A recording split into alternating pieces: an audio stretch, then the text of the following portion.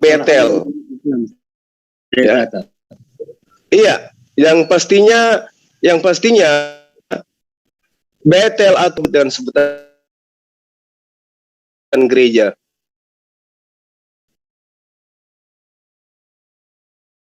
Sudah itu kan udah tertutup. Oke, ada lagi pertanyaan? Karena sebelum saya balik bertanya, setelah ada umat Muslim itu zaman itu belum ada. Nah, maaf ya, saya tolak. Ya memang kayak begitu. Iya kalau itu tolak gitu kan. Ya tidak mesti Anda terima. Saya cuma menjawab sesuai. Keadaannya tidak valid. Islam itu setelah ada Muhammad. Kenapa? Islam itu setelah ada Muhammad. Iya, saya paham bahwa konsep daripada ajaran Islam itu nanti disempurnakan melalui Rasulullah Muhammad SAW. Apanya yang disempurnakan sebelumnya nggak ada kok. Jangan melebar dulu. Kita jangan melebar kemana-mana. Ini berbicara mengenai Masjidil Aqsa dengan wafatnya Rasulullah Muhammad SAW dan hubungan antara Yesus dengan gereja. Ini penting untuk kita bahas. Nah, mengenai penamaan masjid yang tadinya bait, ya, itu tergantung. Umat Islam menyebutnya masjid, ya. Orang-orang dahulu sebelum Rasul Muhammad SAW menyebutnya dengan sebutan yang saya katakan tadi, Baitullah atau Bait Suci, atau mereka sebut dengan sebutan kemah suci. Ya, saya menggunakan bahasa Indonesia supaya Anda lebih mudah memahami. Iya, jangan bahasa Salomo. Pada masa Salomo juga disebut dengan Bait Salomo atau Bait pertama. Nah, kemudian ketika Islam itu datang, ya, di bawah kepemimpinan daripada khalifah, itu masjid itu bait daripada Salomo itu berubah nama menjadi Masjidil Aqsa. Apa Anda tidak terbalik? Khalifah itu setelah ada Muhammad? Iya, betul. Ini kalau cerita Salomo ada khalifah lagi gitu. Betulin. Ya, saya katakan kepada Anda, tolong pahami bahasa yang saya gunakan.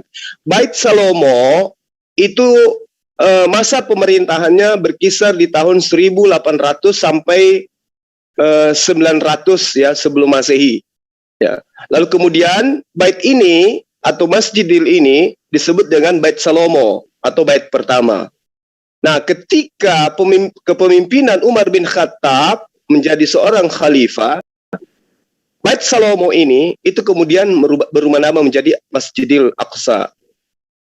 Nah, disitulah mulai difugar. Terus apa yang Anda permasalahkan sekarang? Sebelum saya bertanya. Banyak saya permasalahkan. Silakan. Waktu saya tidak panjang karena saya ada dengan sahabat-sahabat ingin live mengenai Maulid Rasulullah Muhammad SAW. Silakan bertanya. Artinya khalifah Anda saja tidak valid itu. Ini baru kita berbicara tentang Muhammad atau sudah sampai ke khalifah. Ya, saya kan katakan kepada Anda tadi. Ya, begini. Ya. Intinya begitu, nanti yang saya permasalahkan itu Muhammad itu pernah jadi imam di Masjid Aqsa itu. Itu udah kegiatan Islam itu. Dia sebagai imam. Itu waktu dia menjalankan Isra Mi'raj. Iya, itulah di situ. Terus itu titik poinnya di situ tuh. Kenapa rupanya? Tidak, apanya itu datanya tidak valid.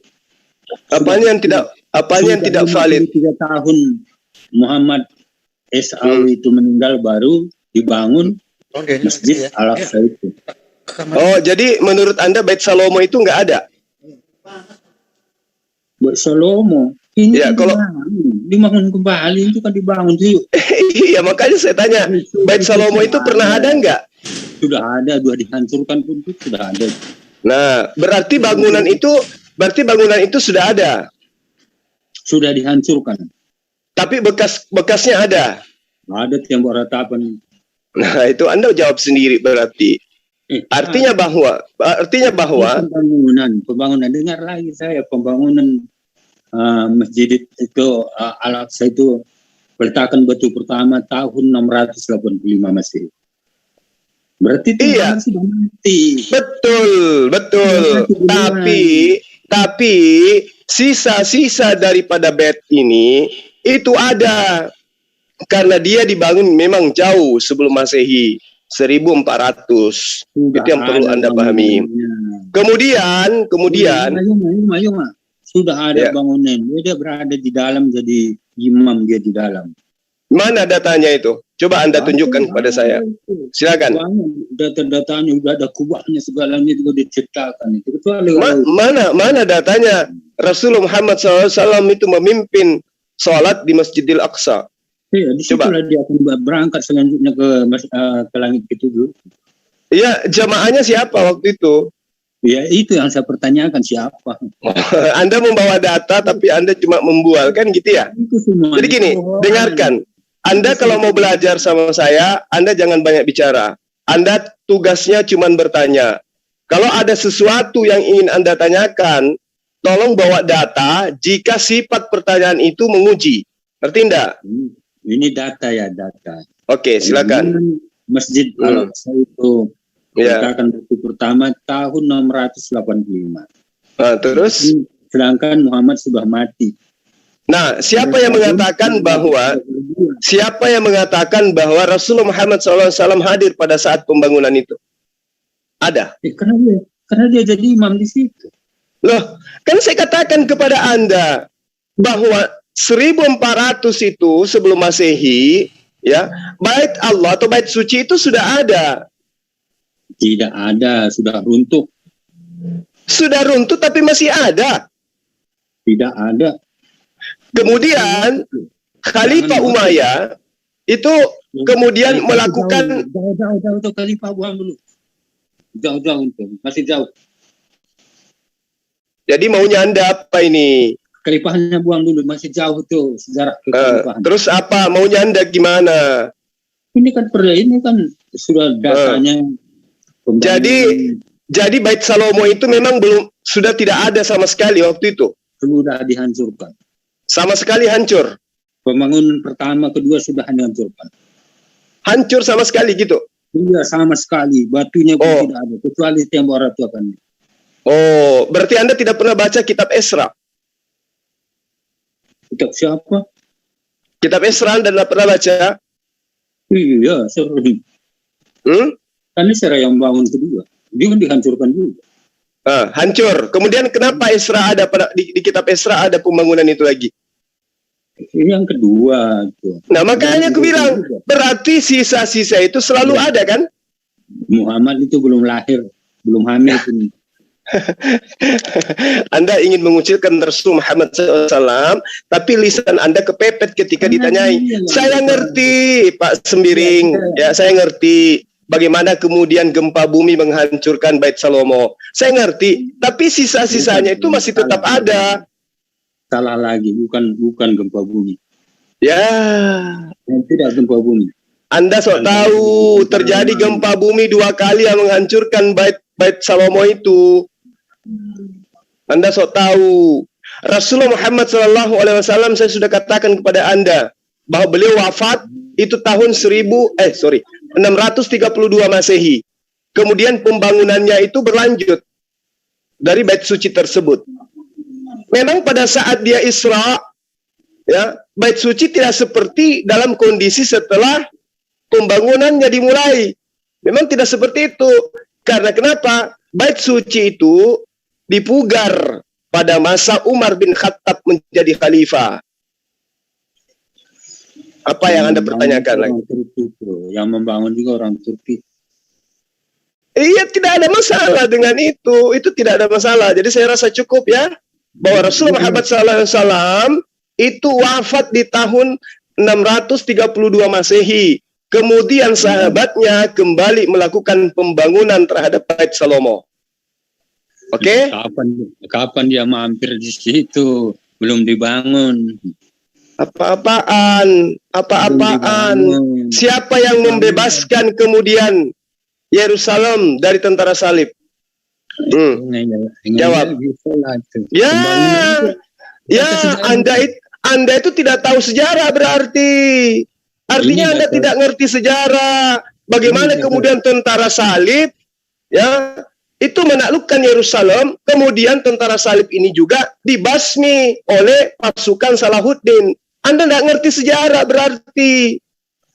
Ayo, sejarah berarti Anda perang. buta sejarah. Anda salah ngambil tema.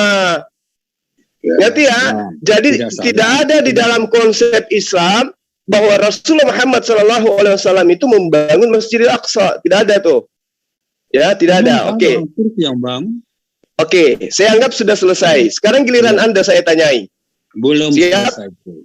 Artinya ini dulu data sejarah ya. Pembangunan bait pertama itu peletakan batu pertama tahun 685. Kamu tahu apa tidak? Apa tuh? Tahun berapa? 685. Dibangun oleh Turki. Dibangun oleh Turki. Oke, silakan. Dengan data Anda silakan. Terus apa yang Anda permasalahkan? Dengan data itu maka Muhammad sudah mati 53 Iya. tahun. Memang ada yang salah di situ. Apa memang saya katakan bahwa beliau itu hidup pada masa pembangunannya? Kan tidak. Artinya data itu dia jadi imam itu tidak valid. Loh, coba saya lihat data apa yang Anda ingin suguhkan? Data kematian Muhammad 632. Terima dalam usia 63 tahun. Terus? Lalu pembangunan Masjid Al-Aqsa itu peletakan batu pertama itu tahun 685. Selesai tahun 705. Terus apa masalahnya? Terus apa yang Anda permasalahkan? Masalahnya karena ada sholat itu sebelum dia berangkat ke langit ketujuh, ada Nabi Muhammad sholat di masjid itu. Siapa makmumnya? Dia sendiri. Makmumnya siapa? Anda katakan jadi imam. Iya, tidak dijelaskan di sana. Malah. Tapi dia nyatakan dia sebagai imam sholat di sana. Dia sholat di sana baru berangkat. Iya. Nah, Anda mengatakan dia jadi imam. Terus siapa makmumnya? Aku tidak tahu. Terus kapan kejadiannya? Kata sholatnya. Ya. Itu pada saat dia akan berangkat ke langit ketujuh. Terus? Datanya itu karena tahun itu tidak valid. Nah itu aja. Sudah mati duluan 53 tahun. Ada Masjid Al-Aqsa itu dibangun. Oh gitu. Itu poin saya. Jadi ketika Rasulullah Muhammad SAW itu sholat, menurut Anda itu datanya Anda tidak bisa suguhkan. Iya, karena sudah dia mati duluan menurut data pembangunan. Iya, saya tanya, mana datanya Rasulullah Muhammad SAW itu sholat dan siapa makmumnya? Itu maknanya aku tidak tahu, tapi ada berita itu di Injil, ada di Quran sama hadis. Iya. Cerita itu dalam hadis. Kalau ada mana coba tunjukkan kepada kita, Pak. Nanti saya cari kalau kamu nggak tahu. Loh, jadi Bapak membawa tema ini Bapak nggak tahu juga? Apanya tidak tahu? Bahwa beliau jadi imam itu di mana? Di masjid itu. Terus siapa Iya, kok tahu? Iya. Di masjid tapi mana? Dia sholat itu. Terus? Kalau sholat belum jadi loh. Nabi sholat berarti otomatis dia jadi imam karena dia yang paling tinggi. Itu otomatis itu. Itu nalar saya begitu. Oh, cuman asumsi abang aja sendiri. Kirain Bapak punya data gitu. Kalau dia sholat berarti ada ritual itu kan gitu. Dia nabi paling tinggi, berarti otomatis dia jadi imam kan gitu aja. Jadi siapa makmumnya Anda nggak tahu? Nggak tahu. Dia yang jelas di sana diceritakan dia sholat sebelum berangkat. Oh iya. Oke, kita setuju ya. Kita sama-sama mengaku, Pak, ya, bahwa Rasulullah Muhammad SAW itu memang punya sejarah dengan Masjidil Aqsa ya. Beliau pernah sholat di sana. Iya. Oke. Itu yang saya masalahkan. Ya, namun pada masa itu belum berbentuk seperti Masjidil Aqsa hari ini. Sudah mati duluan pun. Di situ errornya Anda. Karena Anda maunya sudah berbentuk masjid, baru kemudian Rasulullah Muhammad SAW ada di situ. Padahal saya sudah mengatakan kepada Anda bahwa Masjidil Aqsa itu sudah ada dari sejak sebelum Masehi. Itu sudah ada. Apa namanya itu, jangan berbohong kalau tidak ada fisiknya. Jadi itu tidak ada. Itu tidak ada, enggak ada fisiknya itu. Oh, tapi tanah tempat dibanguninnya bangunan itu ada. Tempat itu mungkin ada. Oh, mungkin ada. Oke. Saya anggap selesai ya. Sekarang giliran saya bertanya. Sekarang kesimpulannya begini ya. Muhammad itu sholat itu setelah dia meninggal 53 tahun. Oke, silakan dengan kesimpulan Anda. Apalagi? Iya udah, itu kesimpulan Anda, silakan. Yang saya paparkan bahwa tanah tempat berdirinya Masjidil Aqsa yang kelak dibangun oleh khalifah itu adalah tempat daripada Bait Salomo, dan disitulah Rasul Muhammad SAW menjadi imam salat. Ya. Di Bait Salomo, di Bait udah hancur. Ya, bekas Bait Salomo lah, disitulah tempatnya Rasulullah Muhammad SAW untuk berdoa kepada Allah. Oke? Giliran Bajima yang nanya lagi. Sekarang giliran saya bertanya kepada Anda. Di dalam kitabnya Bani Israel, Yehezkiel 4:4, Allah melarang keras orang-orang yang tidak bersunat masuk ke dalam bait suci atau masuk ke dalam bait Allah. Yang ingin saya tanya kepada Anda, apa hubungannya antara Yesus yang sering beribadah di sinagog dengan gereja mula-mula yang isinya orang berkulub semua? Tolong Anda jabarkan secara histori, sejarah, seperti saya menelaskan tadi. Bagaimana Rasulullah Muhammad SAW itu ke Masjidil Aqsa melakukan ibadah, dan di situ diperuntukkan untuk orang-orang yang suci. Yehezkiel 4:4 sangat terang mengatakan Allah murka terhadap orang yang tidak bersunat dan mengharamkan, menajiskan orang tidak bersunat masuk ke dalam bait suci atau kemah suci. Pertanyaan saya, gereja adalah tempat berkumpulnya orang-orang berkulub, dan di situ mereka konser atau bernyanyi ria. Pertanyaan saya, apa hubungannya tempat ibadah seperti ini dengan Yesus? Silakan. Ya, pertama saya jawab ya. Silakan. Muhammad tidak sunat. Ya. Itu dulu. Kita pegang Muhammad tidak sunat. Kenapa larinya ke sana, Pak? Ya itu. Bapak sadar nggak kalau tadi nantang saya berdialog? Iya, saya jawab nanti. Ya, silakan. Sebelum saya teruskan, Muhammad tidak sunat. Ya, silakan. Yesus juga tidak sunat ya? Yesus sunat nggak? Sunat. Mana pengakuannya Yesus bahwa dia sunat? Tunjukkan dalilnya. Dia kan saya siap menjadi menantu kalau ada ayatnya. Mana? Hari dia dibawa oleh orang tuanya untuk disunat. Ya, pengakuan Yesus bahwa dia disunat mana? Itu kan tertulis di Alkitab. Saya minta, saya hafal kitab Anda, Lukas 2 yang Anda maksud. Yang saya tanya, pengakuan Yesus sendiri bahwa dia sunat. Tunjuk. Kan ada tertulis kita. Di mana tertulis? Pijakan kita di ayat-ayat. Iya, di mana tertulis? 8 hari. Oh, itu pengakuan orang. Itu pengakuan orang. Yang saya minta pengakuan Yesus bahwa dia sudah disunat. Itu nanti kalau kita bisa ke surga nanti. Dan begitu. Iya, Pak Sembiring, jangan sia-siakan waktu. Sekarang coba Anda terangkan kepada saya. Bani Israel memiliki bait suci, di mana orang di dalamnya memiliki peraturan untuk masuk ke dalamnya. Saya bacakan dalilnya. Saya bacakan dalilnya kepada Anda. Saya jawab yang tadi pun, yang tadi aja. Nah, ini saya kasih kisi-kisi supaya memudahkan Anda untuk menjawabnya. Di dalam Yehezkiel, Allah menerangkan kepada Bani Israel, lalu dibawanya lah melalui pintu gerbang utara ke depan bait suci. Aku melihat sungguh Tuhan penuh kemuliaan, maka aku sujud menyembah Dia.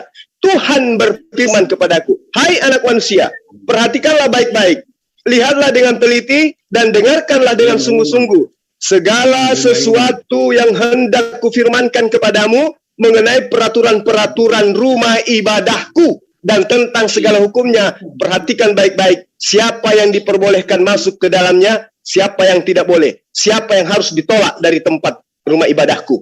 Katakanlah kepada kaum pemberontak, yaitu kaum Israel, beginilah firman Tuhan. Cukuplah perbuatan keji hai Israel, yang membiarkan orang asing, yaitu orang-orang yang tidak bersunat masuk ke dalam rumah ibadahku. Sekarang saya tanya kepada Anda, jika penekanan Allah kepada Bani Israel, kemudian Yesus datang taat kepada hukum Israel, saya tanya, gereja, tempat komunitas orang-orang berkulub hari ini, apa kaitannya dengan Yesus? Jawab.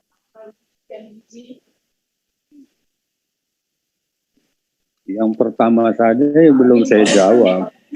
Ya, ini cuma satu soal. Apa hubungannya tempat ibadah kalian yang isinya orang-orang berkulub semua dengan Yesus? Sementara tempat ibadahnya Yesus ada aturannya. Harus bersunat baru bisa masuk ke tempat ibadahnya Yesus. Jangankan yang tidak bersunat, yang berdagang saja diobrak-abrik oleh Yesus. Sekarang pertanyaan saya, Anda bernyanyi ria di tempat komunitas manusia berkulub. Apa hubungannya tempat ibadah ini dengan Yesus? Jawab. Udah giliran saya jawab. Udah tahun depan. Ya, saya jawab sekarang. Gitu. Ya udah jawab sekarang. Ya aturan. Ya. Semangat, suaranya kecil Pak Sembiring, gedein suaranya. Ini kondisi di rumah tidak kondusif. Ya udah bubar aja kalau gitu, lain kali aja. Ya saya jawab dulu. Oh siap, silakan.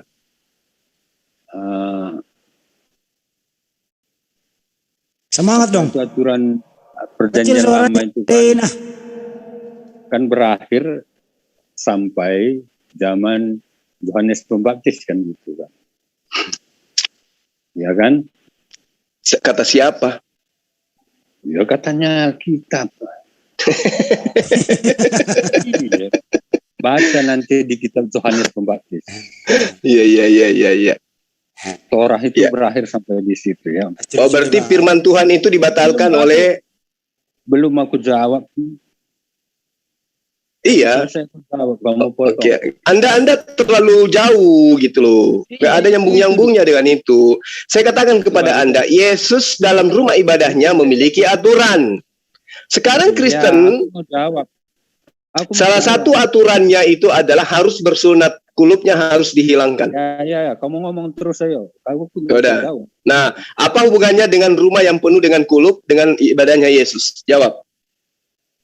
Ya, kamu jahit dulu mulutmu. Ya. Oke. Saya kasih kesempatan kepada Abang untuk 5 menit dari sekarang. Silakan. Iya, bukan 6 hari. Penonton ini. Ya, setelah dia Yohanes Pembaptis tadi, Yesus dia sunat, dia berpuasa, tapi tidak mengajarkan itu kepada kami. Itu masalahnya. Tidak. Hati-hati bicara, Bang. Hati-hati. Nanti ditabok sama ayat-ayat kitab Anda sendiri di mana Yesus mengatakan bahwa pengikutku wajib hukumnya mengikuti apa yang saya perintahkan dan apa yang saya lakukan. Hati-hati. Dia kan dipotong-potong ini kan. Anda jangan membual di sini. Iya, tidak. Ayo kamu lanjut ngomong aja. Gak usah Tadi Anda mengatakan bahwa Yesus tidak pernah memerintahkan apa yang diperintahkan dalam hukum Taurat, kan? Benarkah demikian? Tentang hukum Taurat yang 10 itu tetap berlaku, tapi syariat itu sudah dibuang, bukan budak syariat lagi. Kata siapa? Kata Yesus. Di mana itu? Coba tunjukkan dalilnya. Jangan budak syariat. Nah, di mana itu? Di mana itu? Di hukum Taurat itu. Terus kenapa Yesus mengatakan bahwa tidak seorang pun, bukan setiap orang yang menyeru kepada aku Tuhan, kecuali yang melakukan kehendak Bapakku. Kehendak Bapaknya Yesus itu adalah hukum Taurat. Yang diantaranya tadi di Yeskiel, tidak boleh ada orang masuk ke rumah ibadah kalau tidak sunat. Kan sudah digenapi. Yesus sunat berpuasa tapi tidak diajarkan, tidak wajib. Siapa bilang tidak diajarkan? Kami. Nah, Yesus mengatakan segala sesuatunya diajarkan. Iya, kami dong, bukan kamu. Nah, ini kita berbicara mengenai Yesus. Sesungguhnya barang siapa yang percaya kepadaku, dengar. Siapa yang percaya kepadaku, ia akan melakukan juga pekerjaan-pekerjaan yang aku lakukan. Yesus sunat. Iya. Kenapa Anda tidak melakukan pekerjaan itu? Tidak diajarkan. Ini aku berkata kepadamu, sesungguhnya barang siapa percaya kepadaku, maka dia juga akan melakukan pekerjaan yang aku lakukan. Iya, tapi yang diajarkan. Nah, Apakah harus dia identik? Kamu juga harus istrimu 13 semuanya kan gitu. Kamu oke, kembali kepada tema, apa kalau hubungannya Yesus dengan gereja? ajarannya? Ajarannya Yesus, begitu masuk ke rumah ibadah, harus potong kulup. Tidak harus. Tadi dulu orang ulang di sini. Dan tadi saya sudah bacakan dalilnya. Saya tolak. Kenapa Anda tolak? Malam. Ya tidak diajarkan. Loh, Yesus mengajarkan, kalau kau percaya kepada aku, kamu akan melakukan juga pekerjaan yang aku lakukan. Banyak pekerjaan yang lain lebih bagus. Nah, kenapa pekerjaan sunat Anda tidak lakukan? Tidak penting. Loh, kenapa tidak penting? Sementara Allah menerangkan tidak boleh masuk ke dalam rumah ibadah orang yang tidak bersunat. Nah, ini lagi. Kami perlu esensinya. Lah, kok di situ yang lebih tahu daripada firman Tuhan yang ada dalam kitab Anda? Iya dong. Aku lebih tahu dari kau. Apa posisi Anda, Nabi, Rasul? Ya, aku jemaat biasa, orang berdosa. Terus kenapa kalau jemaat biasa Anda membatalkan hukum Tuhan? Tidak. Loh, ini dikatakan orang yang mengingkari perjanjianku itu tidak boleh masuk ke dalam rumah ibadahku. Orang yang tidak bersunat. Jangan diingkari. Nah, Anda tidak bersunat. Kenapa Anda mengaku? Makanya muncul pertanyaan tadi. Apa hubungannya Yesus dengan gereja tempat kumpulnya orang-orang yang berkulub? Bukan menurut kamu. Congor yang ngomong. Astagfirullahaladzim. Ini dalil saya katakan. Malah kalau Anda lebih ekstrim lagi, lebih ekstrim lagi, Kejadian 17 ayat 14, orang-orang yang tidak bersunat itu diperintahkan untuk dibunuh. Gimana itu?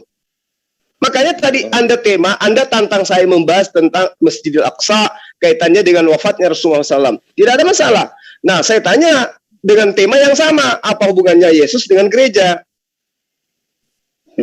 Aku udah jawab tadi. Kami bersunat hati, puasa rohani. Kalau Anda sunat hati, ngerti sunat hati enggak? Iya. Apa itu sunat? Apa itu sunat hati? Apa esensinya sunat? Nah, sunat hati saya ajarin. Sunat hati itu adalah menghilangkan kesombongan, keangkuhan, dan menjadikan ketundukan terhadap perintah Tuhan. Tuhan memerintahkan sunat, Anda membantah. Apakah Anda itu dikatakan sunat hati? Kami tidak sombong. Lah, itu sombong. Diperintahkan bersunat, Anda tidak bersunat. Itu sombong namanya. Tegar tengkuk itu namanya. Tidak. Yesus perintahkan menyembah hanya kepada Allah, Anda menyembah kepada Yesus. Itu tidak sunat hati namanya. Itu angkuh. Itu sombong. Membantah perintah Tuhan. Itu sunat rohani. Sunat rohani itu memotong supaya tidak angkuh, tidak sombong. Anda diperintahkan menyembah hanya kepada Allah. Mengaku Yesus hanya utusan Allah. Tapi Anda bantah semua itu. Malah Anda menyembah Yesus. Mana sunat hatinya? Iya, merendahkan diri. Kalau merendahkan diri berarti taat kepada perintah Yesus kan? Iya. Apa yang diperintahkan oleh Yesus? Menyembah dirinya atau menyembah Allah? Sunat hati, puasa itu sujud kepadanya, tidak tunggang tunggu.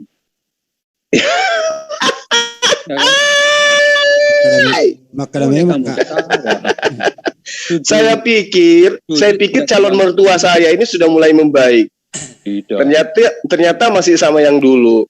Jadi Anda tidak bisa mengajarkan layaknya kami. Diperintahkan untuk sholat. Kemudian Rasulullah Muhammad SAW itu mengajarkan untuk sholat. Sallu kama ra'aitumuni usalli. Kemudian kami sholat di tempat yang tempatnya Rasulullah Muhammad SAW itu beribadah. Masjid.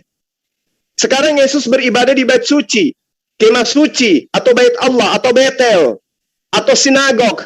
Sebagaimana di tempat kelahirannya, Yesus sering masuk ke dalam rumah ibadah, tampil ke depan, membacakan kitabnya Bani Israel. Bukan kitabnya orang Kristen. Nah, sekarang pertanyaan saya, Kristen beribadah di gereja, tempat kumpulnya orang-orang yang tidak bersuci dalam arti kata seperti yang disyariatkan oleh Allah di dalam kitabnya Bani Israel. Tidak mandi junub, tidak wudhu, tidak membasuh muka, tidak membasuh kaki. Kemudian mereka berkulub, masuk ke dalam situ, ngaku sebagai orang suci, ngaku tempat ibadahnya tempat suci. Masuk habis injak tai kucing, masuk ke dalam pakai sepatu dan seterusnya. Pakai rok mini, tidak ada batasan aurat dan seterusnya. Tidak ada batasan muhrim dan muhrim di dalamnya. Apa yang Anda katakan kemudian hubungannya terkait dengan ibadah Yesus dengan ibadah tempat ibadahnya Anda? Coba Anda jelaskan. Silakan. 5 menit.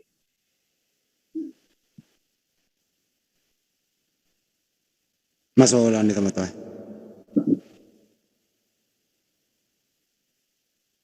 Pak Sembiring, 5 menit. Masih Rusurji. Kita pun jadi takut. Ya, kondisi kita tidak memungkinkan ya, keluarga saya menolak itu dia biasanya kita. Iya, keluarganya goyang mendengarkan saya kayaknya. Iya, Oke, Pak Sembiring. Oke, Anda yang nantang saya dan saya tidak tahu kalau Anda ini adalah abang saya Supan Sembiring yang biasa saya temani berdialog. Yang pada intinya tidak ada kaitannya gereja dengan Yesus.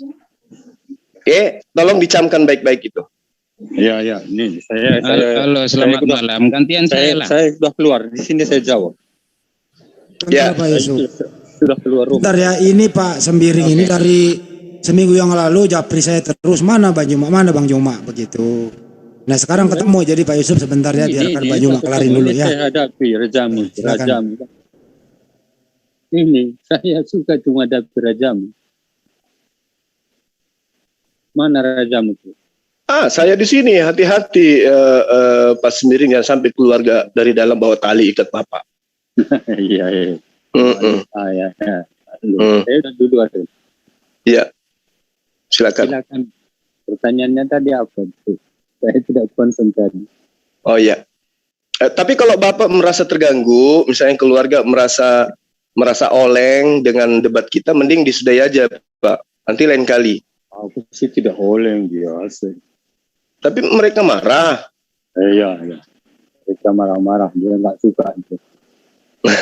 Ya sudahlah kalau gitu Pak Sembiring, nanti aja. Nanti lain kali. Itu lebih baik mengutamakan keluarga dulu daripada debat kita.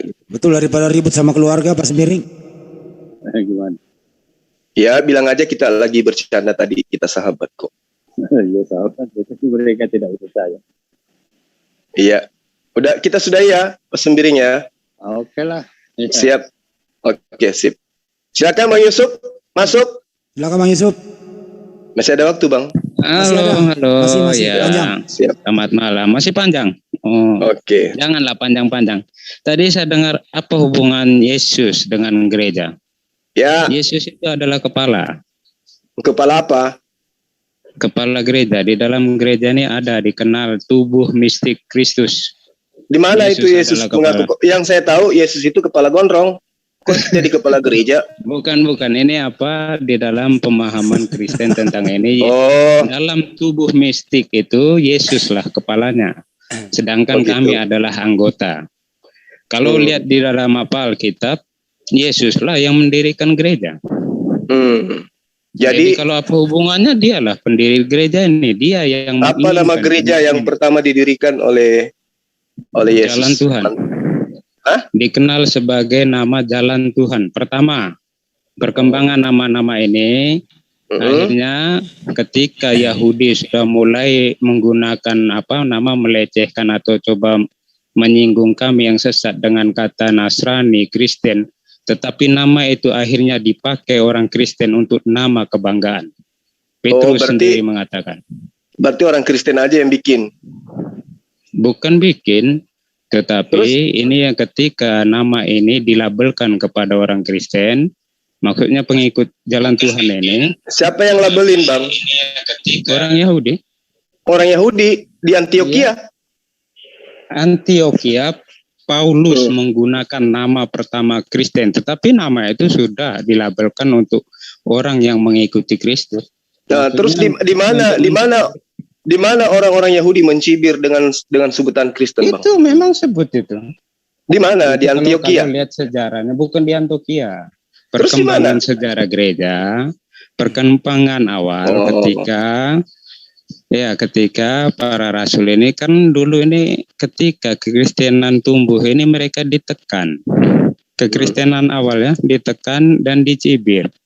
Dikatakan sesat, dia apa? Oleh karena itu Kristen dengan tekanan itulah Kristen bertumbuh dengan pesat. Oke. Nah, gini Bang Yusuf. Yesus ketika datang di tengah-tengah Bani Israel mengajarkan tentang kitabnya Bani Israel atau mengajarkan tentang konsep gereja Kristen? Siapa yang mengatakan Yesus datang mengajarkan apa yang ada di dalam kitab itu? Tidak. Yesus datang menyatakan Allah itu kasih. Cuman itu aja. Lihat di dalam pewartaan atau lihat di dalam kesaksian para muridnya. Ya, bahwa yang saya tanya, dia menentang. Oke, yang saya Yahudi termaksud hal sunat itu. Lihat di mana itu ya, Yohanes berapa lupa itu. Itu Yesus sendiri mengatakan itu adalah tradisi nenek moyang. Coba Anda tunjukkan ke sini, Bang. Yohanes berapa lupa. Yohanes berapa ada itu percakapan tentang hal sunat. Oh, coba.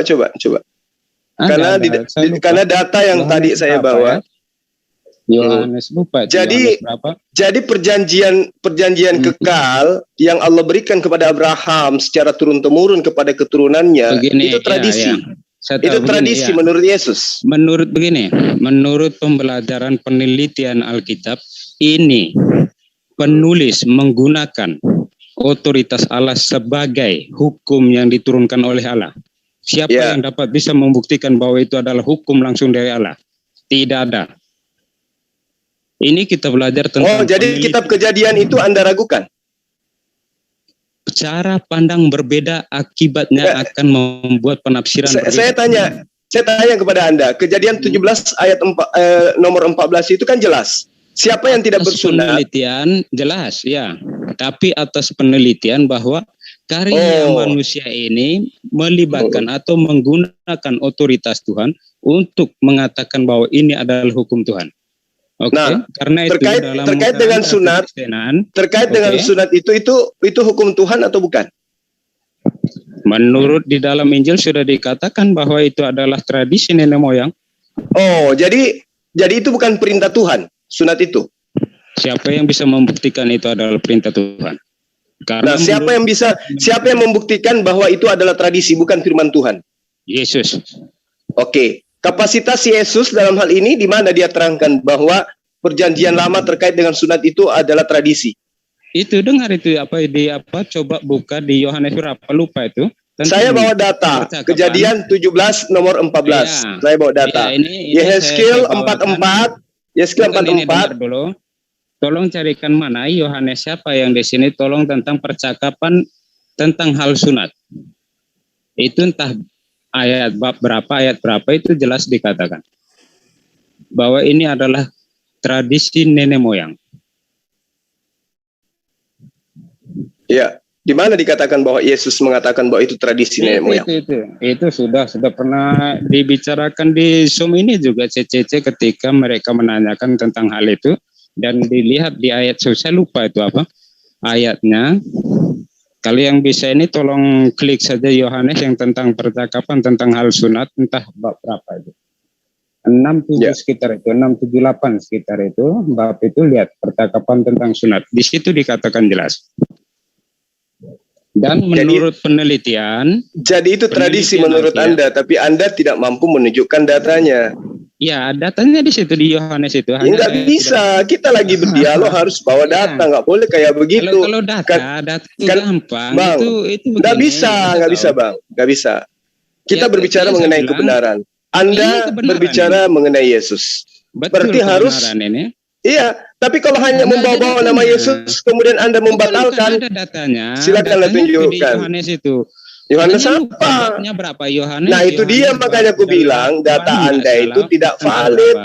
Bukan tidak valid, ada itu di Injil. Tidak mana datanya? Ada di situ. Ya di situ mana? Siapa yang bisa buka data di sini? Tolong lihat apa? Buka dulu Yohanes. Kalau enggak bab 7, 8 macam itulah. Siapa yang bisa di sini?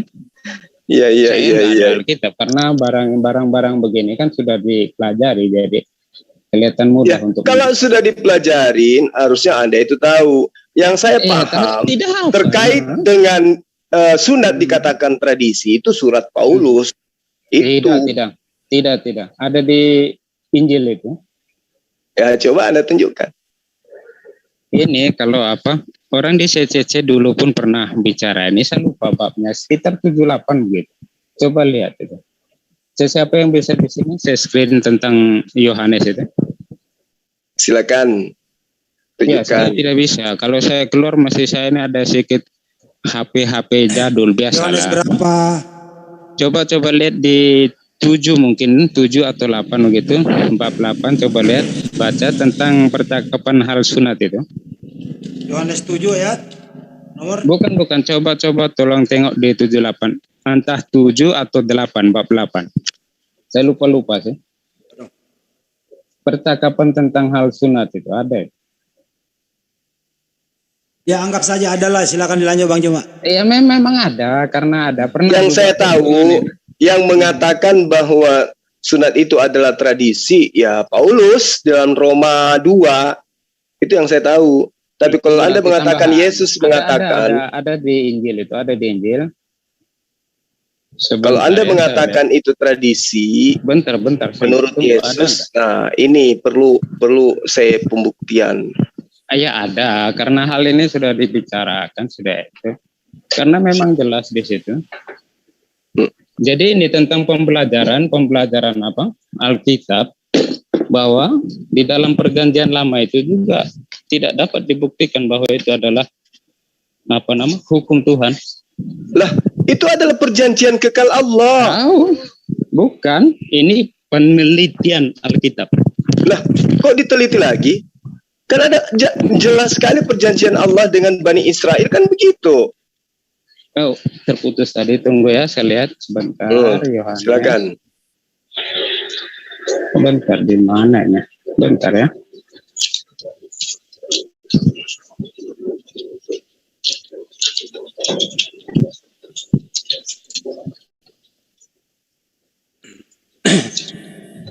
Pak Yusuf kayaknya baru bangun ya Pak Yusuf.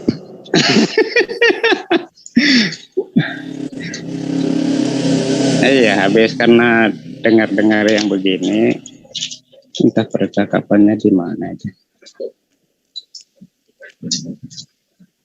Seingat saya itu Bang Juma yang nggak pernah Yesus mengatakan sunat itu adalah tradisi. Enggak ada dalilnya itu. Ada. Kalau Roma 2 mungkin, tapi kalau Yesus yang mengatakan ada di Injil itu. Nggak ada loh. Ada, hari itu pernah ngomong juga di CCC yang mereka saya suruh baca ayat di belakangnya itu tentang percakapan hal sunat itu. yang ada itu perjanjian kekal Allah berupa sunat. Itu nggak bisa dibatalin. Dan yang ada juga orang yang nggak disunat dilarang masuk bait suci ya. Iya. Itu orang yang tidak dikerak kulit katanya itu dilarang masuk bait suci. Yesus Ya, lolos. karena tradisi disunat. Ya tradisi Yahudi begitu ya, bagaimana memang Itu bukan tradisi, itu begitu. perintah. Ya, menurut mereka perintah, tapi menurut penelitian Loh, kok penelitian lebih hebat daripada perintah Tuhan? Bagaimana ceritanya? begini. Ya. Karena kekristenan itu hebat, makanya apa yang dipandang makanya harus perintah diteliti. Tuhan dirubah gitu. Tidak dirubah. Nah, Diteliti apakah betul. Oleh karena itu bahkan melihat Taurat sekalipun. Itu kenapa dalam Yahudi dengan Kristen berbeda, karena Kristen mengatakan apa adanya. Ini adalah karya manusia yang di dalamnya menceritakan tentang sejarah, tentang pewahyuan Allah, tentang itu bukan masalah tentang Allah yang mendiktekan, itu akan salah kaprah.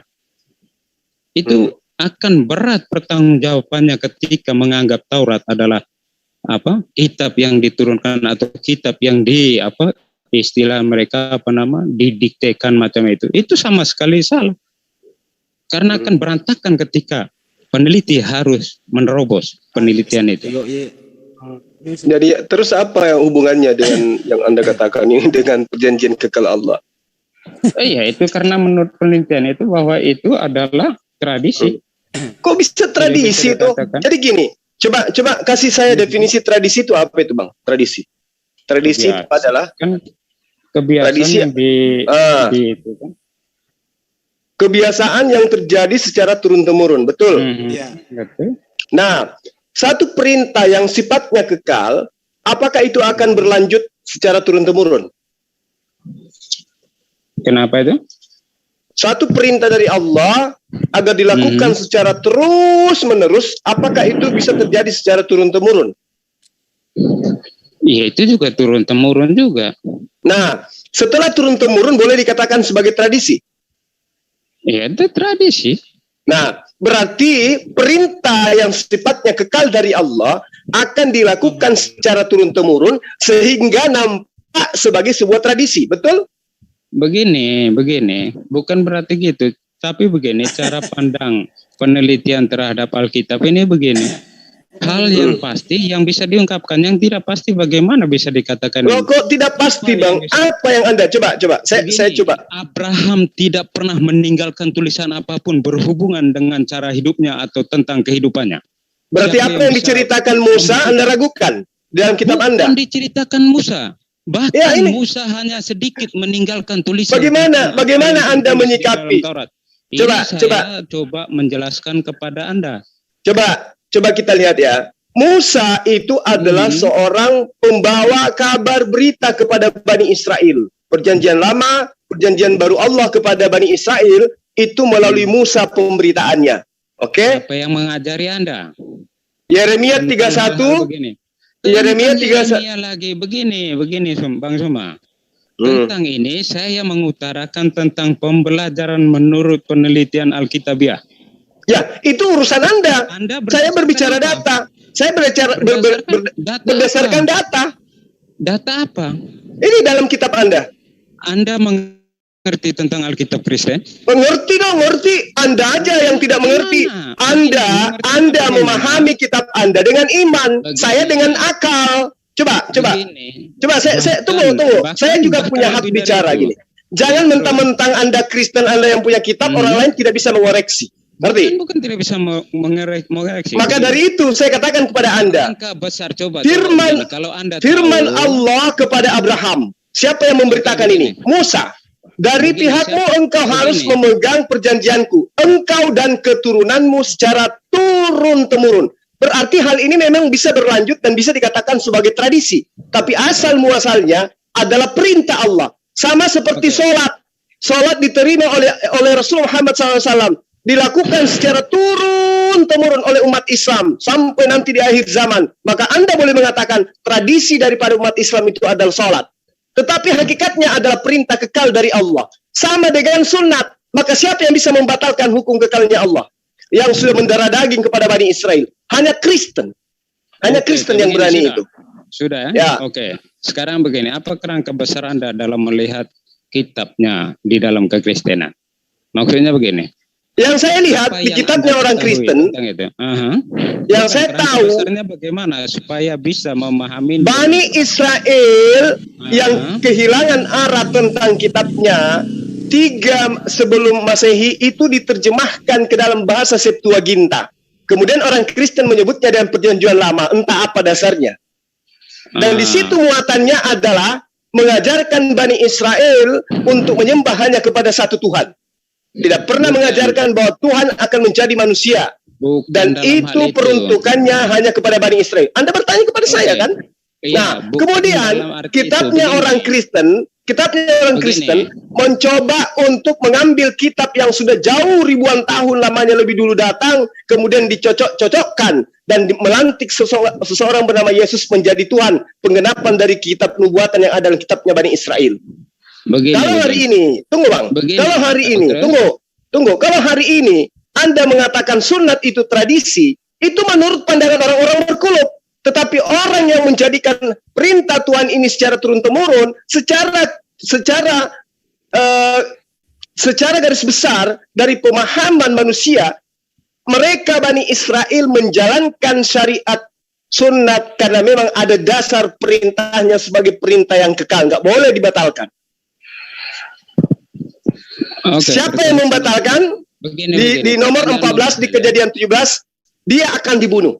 Coba. Oke, bukan. Ini saya tanya pertanyaan mudah ketika Anda tahu siapa yang menulis Taurat? Maksudnya 5 buku itu.